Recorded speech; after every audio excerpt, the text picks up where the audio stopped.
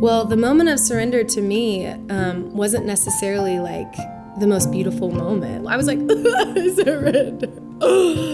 Like on my face, like ugly tears, giving up my life and myself and my dreams and my understanding and my past and my childhood, all giving it to Jesus. That's when chains were broken and all the metaphors and the things that we hear in these Christian songs, like literally was happening. Like weight was falling off of me.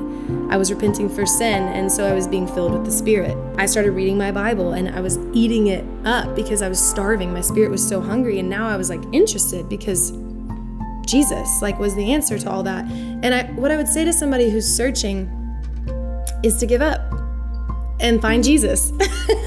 That's what happened to me. Is I finally gave up the search to figure out who I was and what I was called to do and be, and I looked for Jesus, like actual him, like the Jesus that is for God so loved the world that he sent his son, that Jesus, and not just looking at it as with earthly eyes or with religious eyes, but like having childlike faith enough to look a little silly.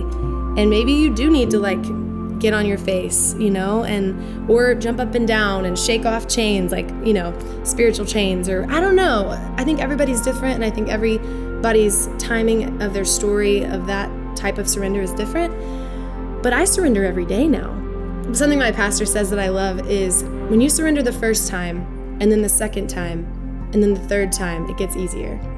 The first time is hard. My flesh was being torn, I'm like, woo, this is hard, giving up everything for him. But to know God is to have eternal life. And I took that literally.